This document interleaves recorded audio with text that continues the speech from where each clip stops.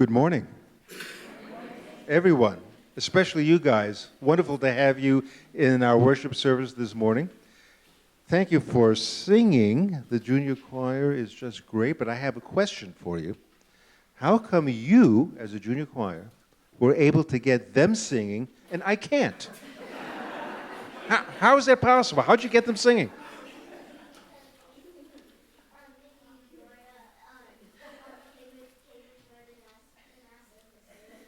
No, okay. So we'll just have to try harder. We will try. Yeah.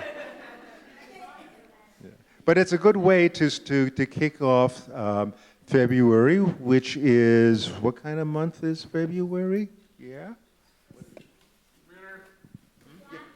Black History Month, yeah. Do you know why we celebrate Black History Month for a whole month? Well, why do we do that? Never mind, it's hard. People kind of forgot, I think. But there was a very famous African-American historian by the name of Carter Woodson. And he was concerned that that children your age were not learning history correctly, that in all those famous people and all those big things that were done in American history, the textbook says it was only done by white people. And he said, this is crazy. And so he wrote a book back in 1932 called The Miseducation of the Negro. And he just really inspired people to get a better understanding of black contributions to American history. And so what they did, they started with, this is now the 1930s, because of Carter Woodson, they started what was called Negro History Week, just for a week.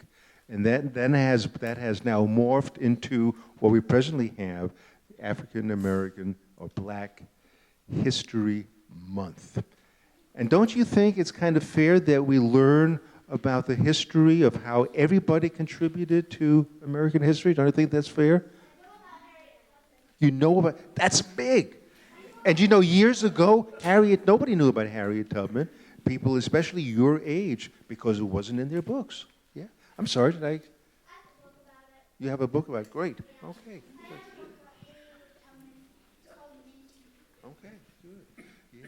So anyway, so that's why we celebrate it, and I'm really glad that the fact the music that you sang today was very inspirational and helped us get on our way. At this time, I would like to ask Marlon and Chris and Kiera to be so kind as to come up and light the chalice and say the words. Here they come.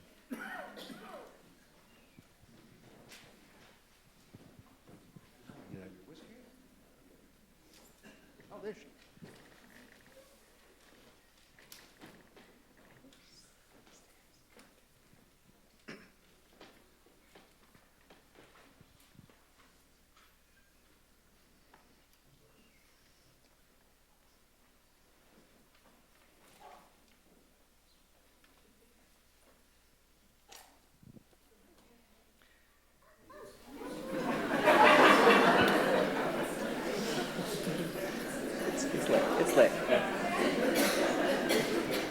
Symbol of light, symbol of knowledge, symbol of warmth, symbol of freedom.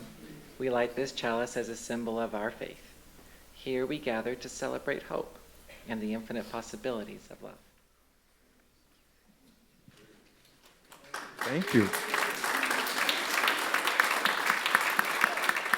Thanks very much. And let's turn our hymn books, please, to number 123, Spirit of Life. Spirit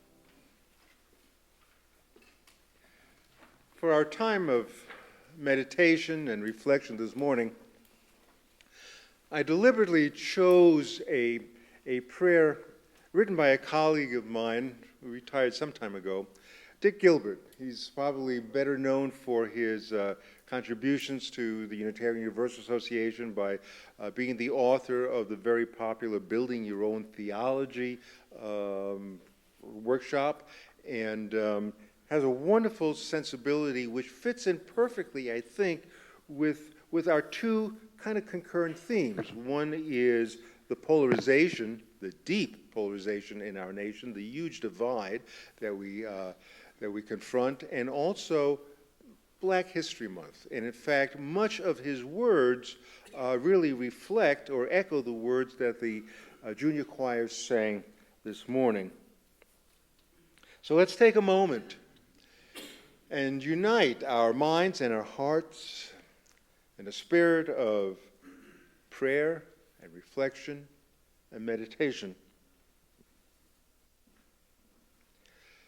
The human race is a vast rainbow. White, black, red, yellow, and brown. Yet for all, blood is red, the sky is blue, the earth brown, the night dark.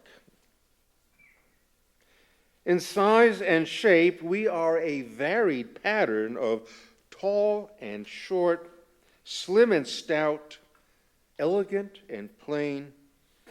Yet for all, there are fingers to touch, hearts to break, eyes to cry, ears to hear, mouths to speak.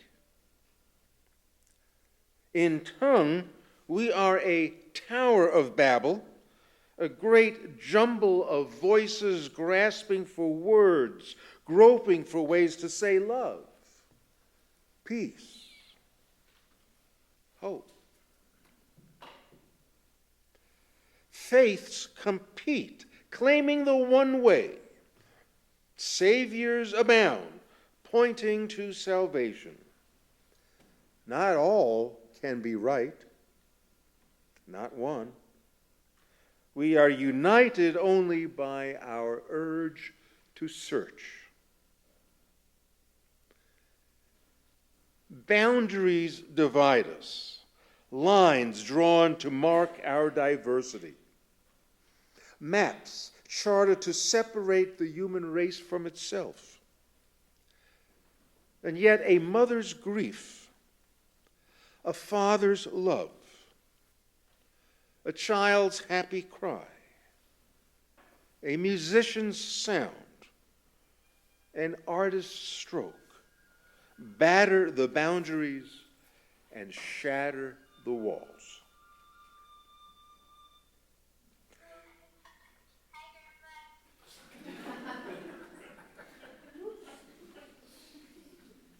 Strength and weakness, arrogance and humility, confidence and fear live together in each one of us, reminding us we share a common humanity.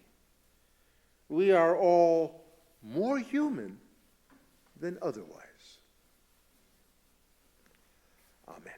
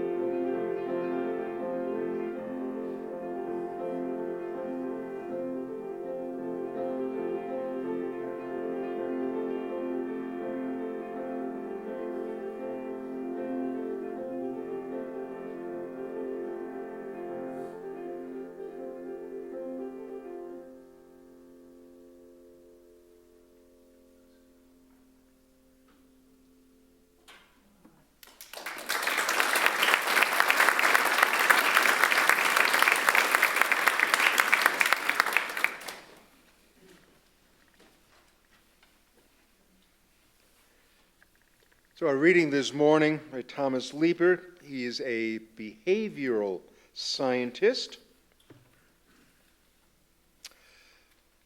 It reminds us that we all know this, but it's good to hear it officially stated by a behavioral scientist. Disagreement is the core of politics. If everyone agreed, we would have little societal need for legislatures, campaigns, elections, debates, voting, or any other democratic institution. But increasingly, scholars and pundits have worried about the divisiveness of contemporary politics. Why do we seem to disagree so much? And why do we seem to feel that disagreement so strongly? Interestingly enough, despite the intuitive appeal of arguments about increasing polarization in American society, scholarly research has yet to reach consensus about the existence or scale of polarization. Some see polarization as increasing, a reflection of an increasingly polarized Congress and polarized political parties. Others, however, are more skeptical about increasing disagreement. They argue that politics only appears to be more polarized when, in fact, people who already disagree with each other are simply affiliating more with opposite political parties. Several other political scientists from Stanford University suggest a radically different view. They argue that much of political polarization is affective rather than ideological. That is to say, we're not experiencing polarization through people holding more extreme and more divided opinions about policy issues. Instead, we're simply growing to like people from our own party more and like people from the other party less. Interesting point of view. He offers a case in point. And I know this to be true. In the 1960s, neither Republicans nor Democrats were particularly troubled by the idea of their children marrying someone of the other party. Today, however, 50% of Republicans and 30% of Democrats would be somewhat or very unhappy with their children marrying someone from the other party. Do we have any very unhappies here? This has made a big splash among public opinion scholars because of the new way of thinking about polarization, but the results also speak to our experiences of contemporary politics. Politics today feels different from what it did decades ago because of the changing affective character of politics. Attack ads, ad hominem arguments, and apocalyptic claims about the other's impact on America's future have become staple elements of political campaigns and media coverage. Although we actually do not disagree with each other any more than we did 50 years ago, we feel like we disagree more and feel that disagreement more intensely. Political debate is a necessary element of politics, but fervent dislike of our political opponents is not. With effective polarization at historic levels, it will take significant changes for politics to refocus on policy disagreements and shift away from the political attacks that breed unnecessary dislike of our fellow citizens.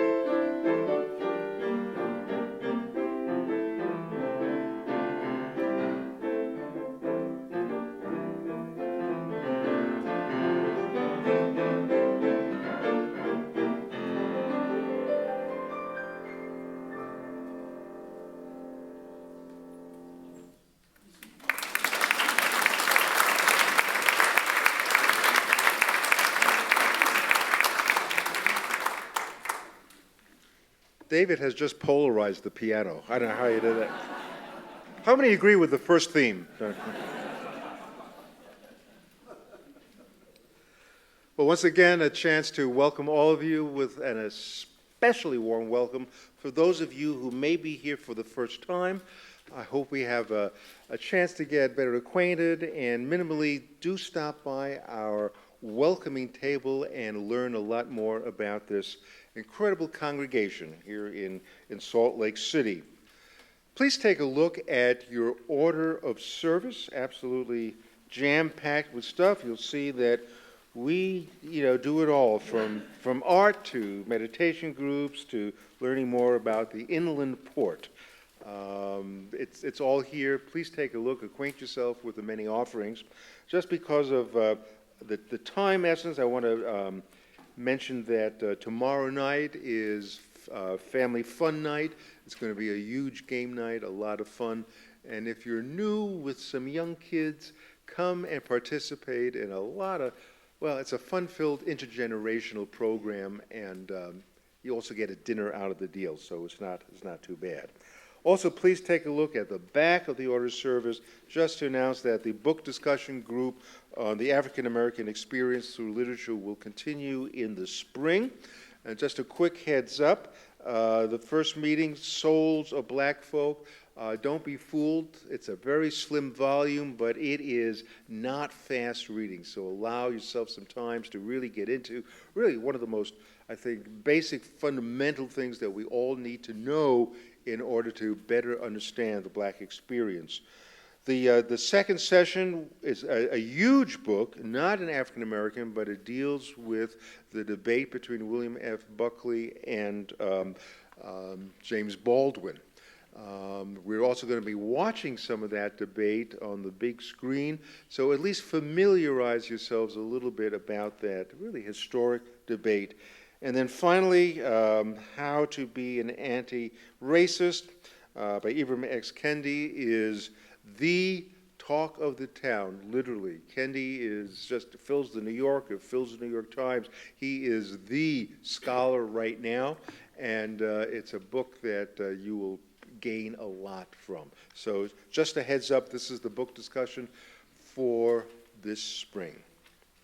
This time, the offering will gratefully be received, a chance to greet one another and bid each other a fine good morning.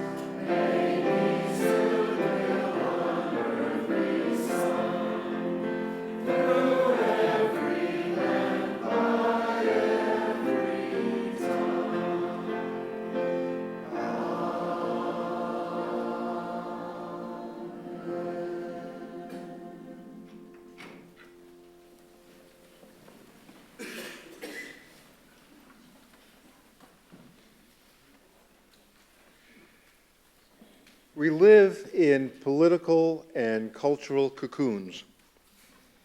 We almost have to, by virtue of our absolutist attitudes. Social scientists raise an interesting question, which we really should all attempt to answer. Have your politics gotten a little more radical of late? Huh? Have your politics gotten, okay, well, good confession, that's good, you're amongst friends. What's important to note, however, are the findings that correlate increasing radicalism with increasing disillusionment, which leads to greater polarization. Now, essentially, we all make assumptions about how the world should be, how it ought to operate, and when these assumptions are shattered, we grow disillusioned. Feeling disillusioned, we seek reassurances in political ideologies. Rather than listen to information that contradicts our attitudes, our ideas, and assumptions, we plug into social media echo chambers that reinforce our right beliefs. And we seek validation by tuning into either MSNBC or Fox News, which confirm our pre-existing belief systems and encourage us, in fact, to double down by endorsing more extreme views in our particular polarized group. Now, sadly, most of us do like to reinforce our extreme views, but it can become addictive.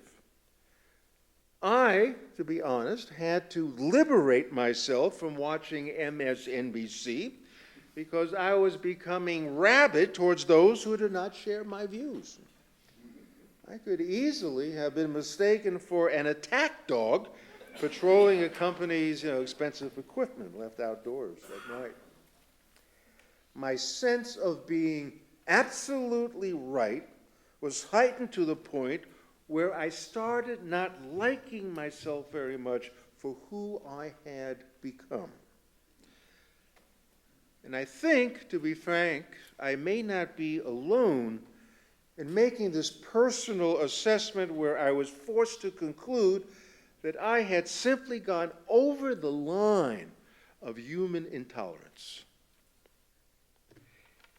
It feels a lot like we've just simply accepted our nation's polarization as part of contemporary reality. Perhaps we feel it's regrettable, but we're adapting to this new level of intolerance and condemnation of those who hold views contrary to our own. And by doing so, we discover that our world is actually shrinking as fewer and fewer people fit into our narrow qualifications for belonging in our respective tribes. It's shrinking. It's no longer enough to be a Democrat. It's, well, what kind of Democrat are you? Oh, a moderate? Well, what kind of moderate are you? See, it gets smaller and smaller and smaller. What this actually says is that we enclose ourselves in a mesh of fear.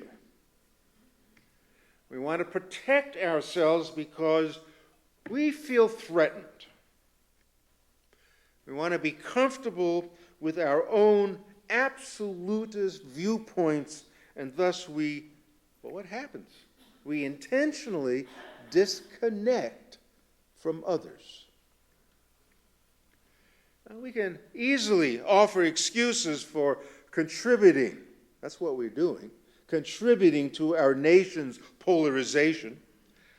But it seems everything has become normalized these days. I mean, lies, with good reason, of course, slander and gossip and insults. It's reached the point where we're often unaware of doing it ourselves.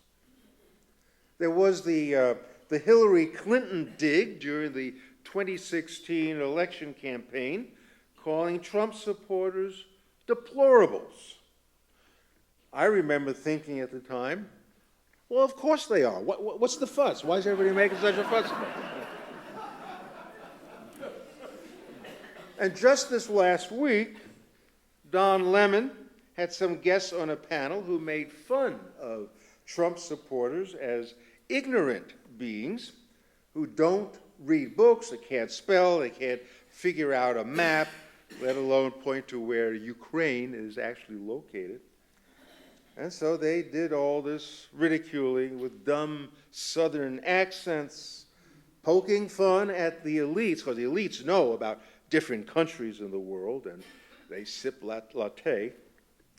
And all the while, CNN's Don Lemon is laughing so hard the tears are rolling down his cheeks. And guess what? I was laughing too until I realized this was not a good thing.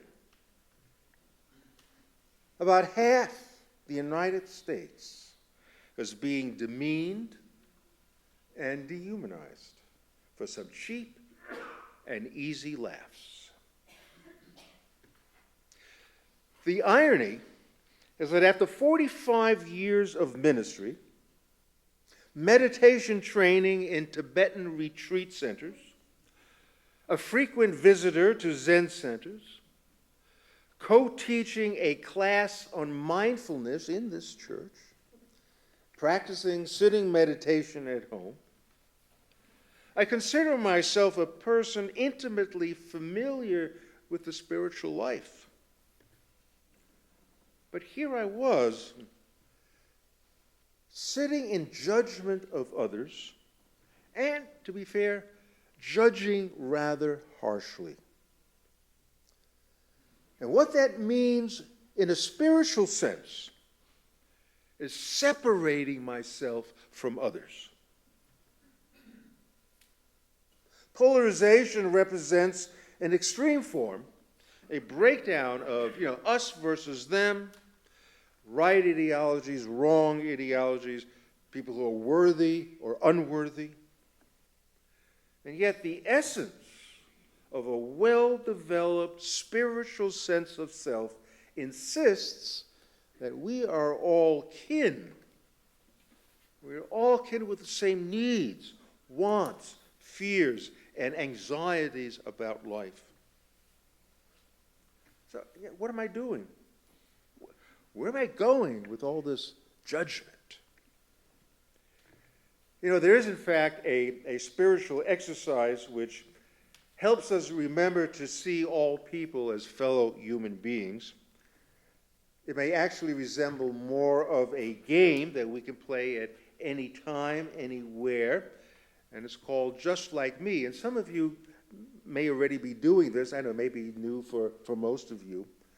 But this is how it works. You go to a public place and you just sit there and you look around and then you zero in and you focus on one person who, just kind of draws attention or at least catches your eye.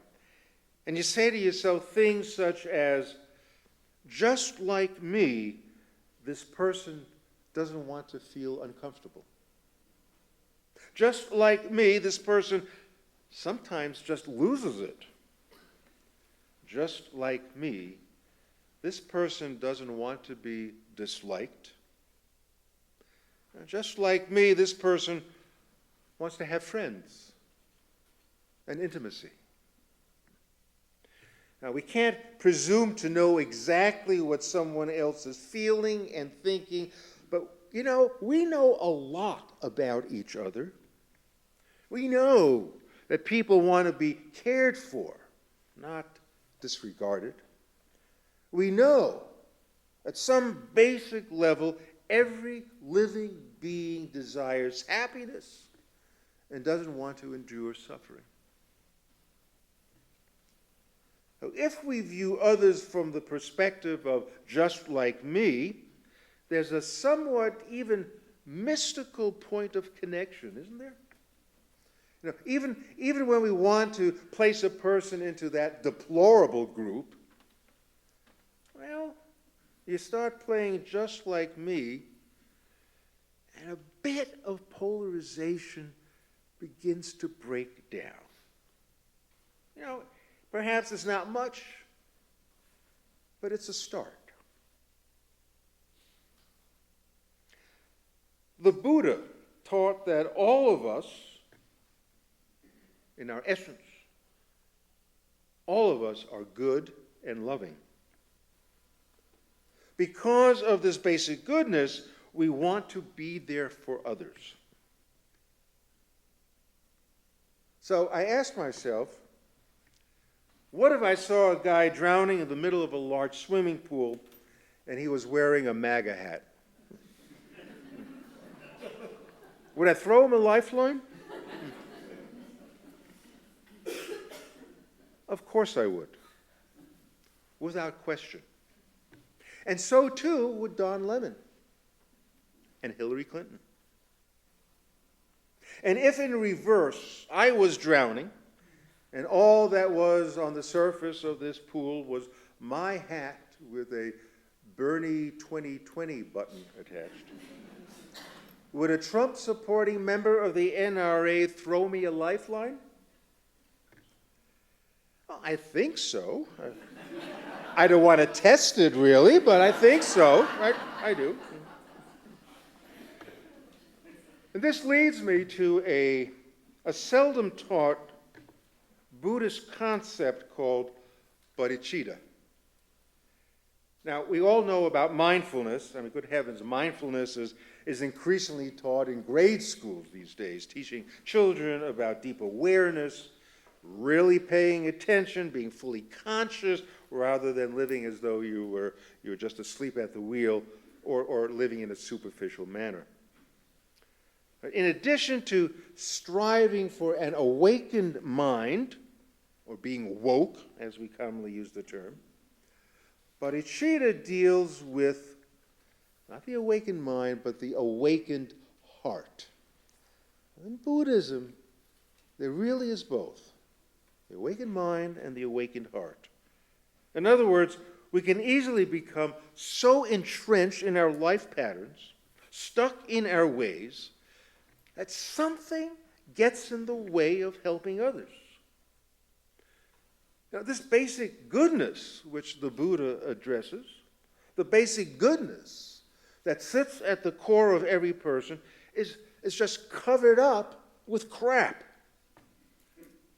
Bodhicitta, or the awakened heart, allows us to be less fearful and removes some of this crap that interferes with us being more available to others.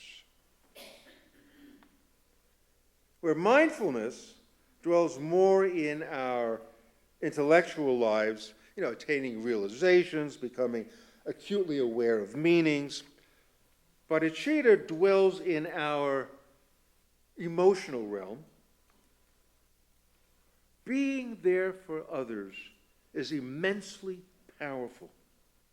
It's not only throwing a lifeline and dramatically saving a drowning person, it's also a matter of others simply feeling our support, which actually helps a lot. Bodhicitta calls for a commitment to being fully there for others. And by doing so, a wondrous thing happens. We begin to learn more fully who we are.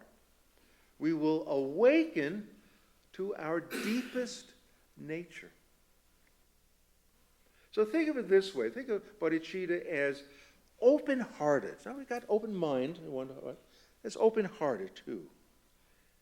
Now we may think that to overcome polarization, that the way to do so is being open-minded, and yet we need that too. But how seldom we think about being open-hearted. That is, being available to others. Boy, it would be ideal if we all had a bodhicitta button that we could just press on our being and arouse this bodhicitta to eliminate everything that obscures our warm-heartedness. And in the process, we become more and more compassionate. Open heart, being there for others, compassion. All of the same thread. Now, there's a temptation to claim that our particular tribe, or bubble, or cocoon, we're all about bodhicitta. Our hearts are open.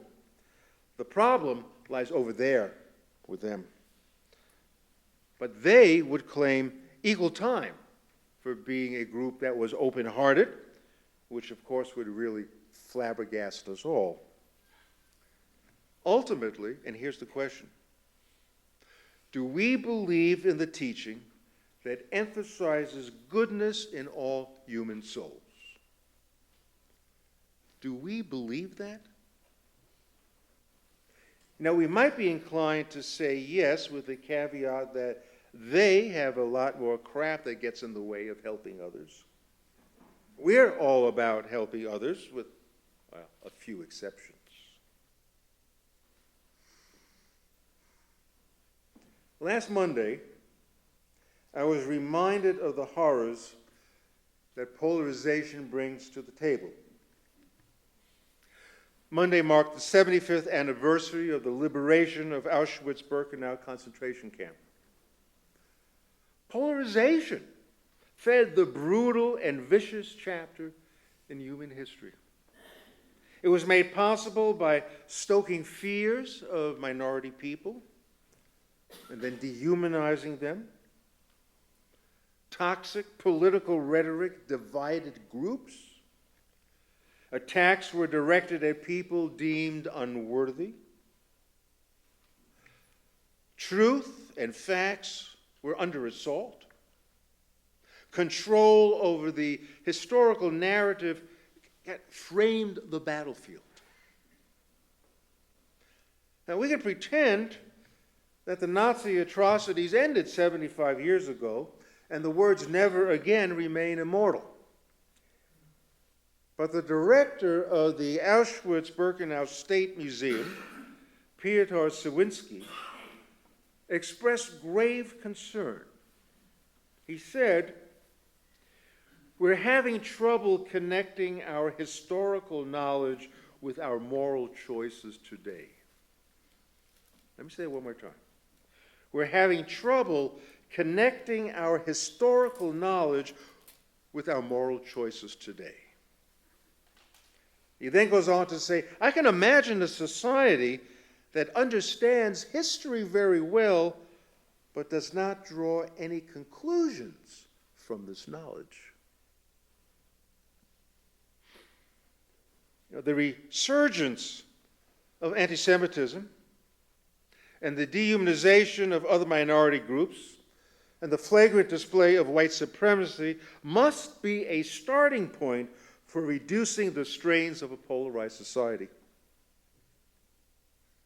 Now, many Trump supporters,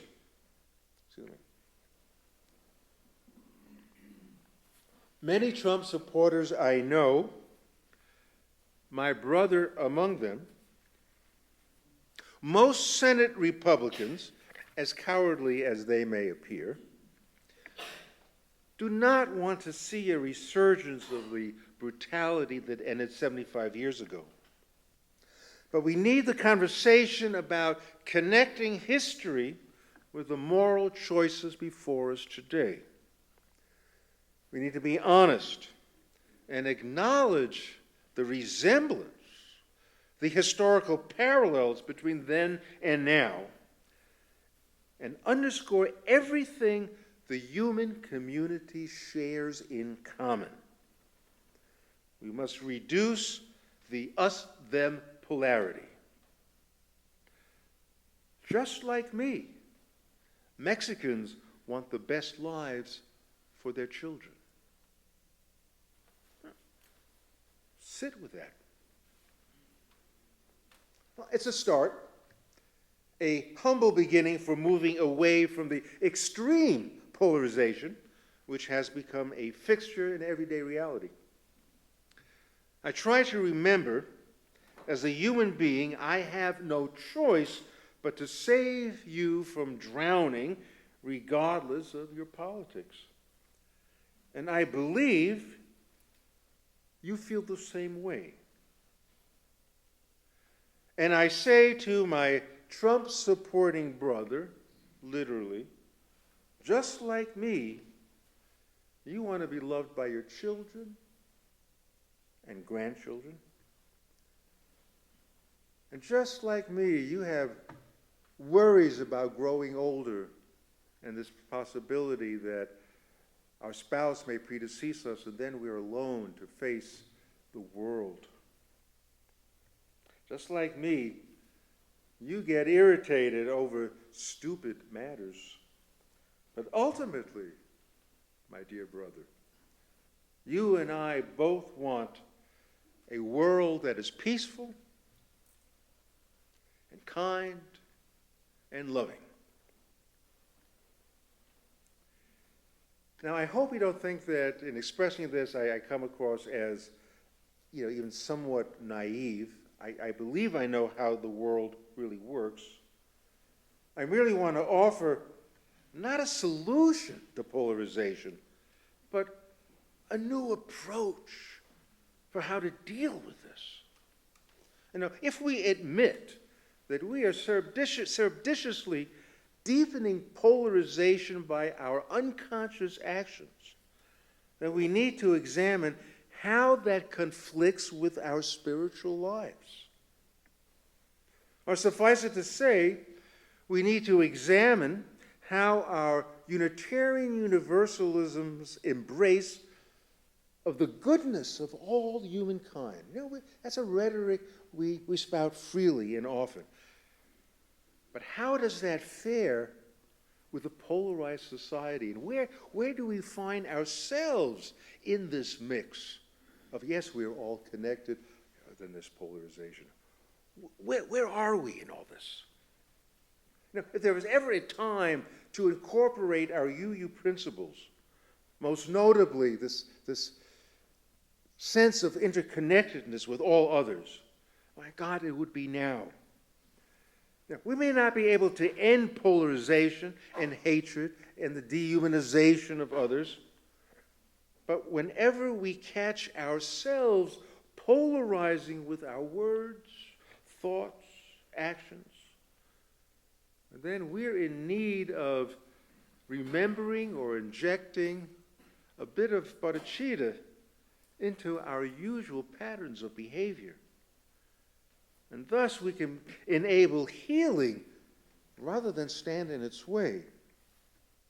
It's a beginning, but it may well establish a rhythm or a pattern or have some kind of effect on the future. Now, I'll be the first to admit not all problems are fixable. But it's important, don't you think, not to lose heart. And by being a bit more open-hearted ourselves, we may prevent this downward spiral of events from taking control of our lives. It has. Now, we're actually contributing by thinking and remembering bodhicitta. We are then contributing to a reduction of polarization. We're breathing life into this notion that change is possible simply because we say, yes, we need to be there for others. Now, just contemplate for a moment the significance of moving from a polar extreme to this idea of open-heartedness. It's a matter of having confidence, I think, in the basic goodness of all humankind.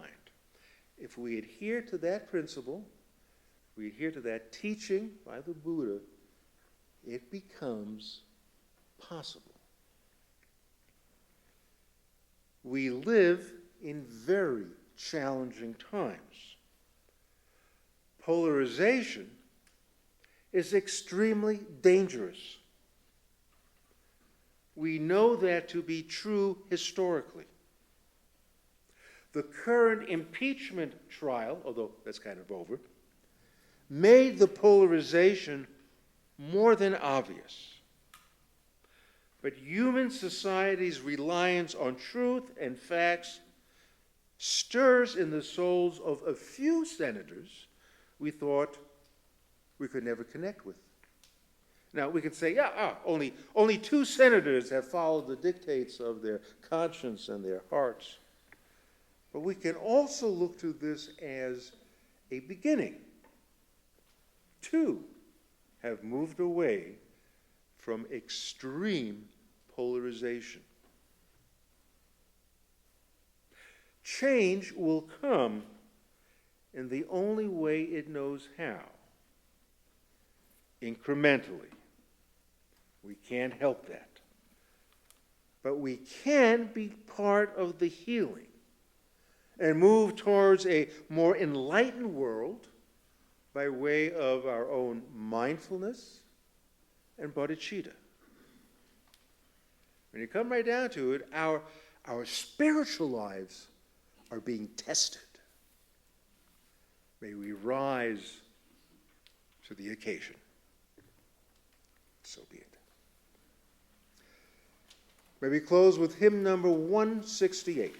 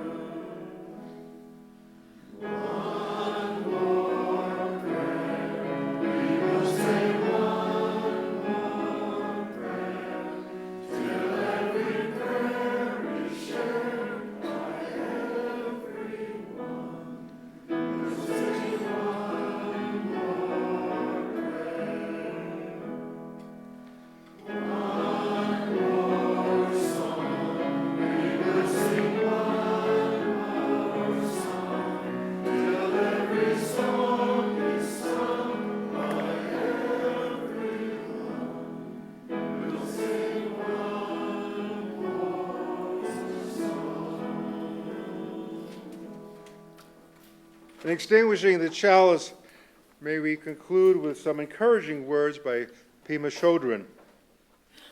As we individuals grow in our resilience, as we become better at staying conscious and not losing heart, we will be able to remain strong in challenging conditions for the long haul. This is within the capacity of us all. Amen.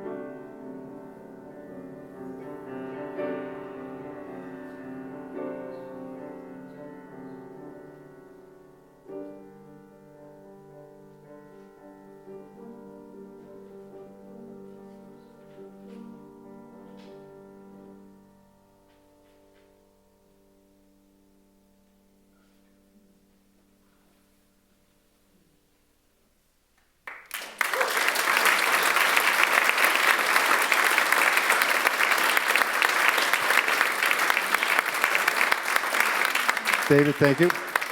So let's break for coffee, conversation. If you're a visitor, please stop by our welcoming table.